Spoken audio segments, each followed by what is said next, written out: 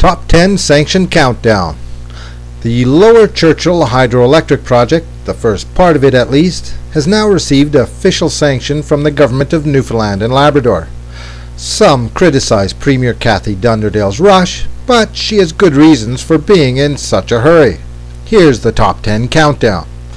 10. Prose like that doesn't refrigerate well. The purpler it is, the quicker it rots, leaving a hollow argument inside a shiny but fragile shell. Once it cracks, nothing can hide the bad odor. The Premier has probably been saving the speech for months, if not years, taking it out once in a while to daydream about when she can finally say the sweet words to an adoring public. She'd have been the first to notice if it was starting to go sour. 9. Peter Panashway could soon be out of a job, so it's best to use the tame MP while he can still prop up an announcement. While Prime Minister Stephen Harper usually has no trouble dismissing allegations concerning wrongdoing by members of his caucus, there's a chance Panashway's missteps could catch up to him. He could resign gracefully or be toppled ignobly, which cases he would simply be out of the picture. But Panashway could also become a liability, even if he remains in office. Harper could feel forced to sidetrack both the MP and his projects. After all, one day he'll have to deal with Quebec's opposition to the loan guarantee. 8. Despite a stilted assurance of compliance from the new leadership, the hydro project could still lose the support of the Innu Nation. Many people who voted in support of the enabling New Dawn Agreement, which they've only ever seen as an incomplete outline, are becoming impatient with the continuing secrecy.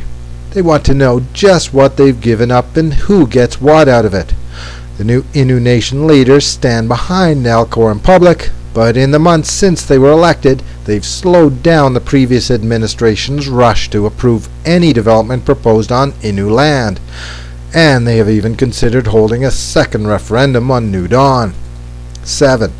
The sanction preempts her own legislature by making any filibuster against two dam-related laws appear pointless. 6. The Nova Scotians can still cut loose at any time, so, like with Panashway, Dunderdale needs to use their Premier while he's still available. 5. Sooner or later, judges will rule on a couple of potentially important court cases, and there's always a chance they could decide against Nalcor. Dunderdale has already proclaimed that no court can stop construction, so perhaps she will simply ignore any adverse rulings. However, they still won't look good. Proclaiming the sanction ahead of time could disarm an embarrassing outcome. 4.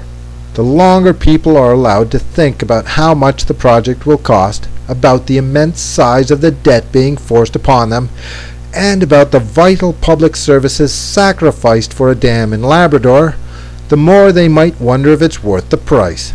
Announce it as a done deal after Christmas, and they'll be even less agreeable to covering the humongous cost because they'll still be trying to swallow their own holiday debt.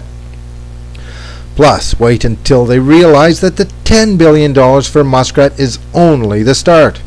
Once it was the estimate for the whole Lower Churchill project, but now Gull Island will be extra.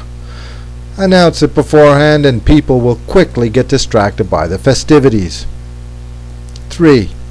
A Quebec company that happens to be one of the main conduits of those billions of dollars is being thoroughly investigated from top to bottom over numerous allegations of illegal payoffs.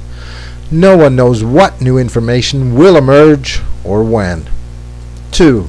Less than 40% of citizens polled support the project strongly, and opposition is growing, mostly coming from the segment counted as mostly in support. It's a deteriorating situation that clearly called for a fait accompli. Finally, the number one reason why Newfoundland's government had to suddenly sanction the Lower Churchill. If the big stone calendar had proved right, the world would have come to an end before Christmas, and then Dunderdale would have lost her last chance to deliver the triumphant speech. I'm Michael Johansen in Northwest River, Labrador.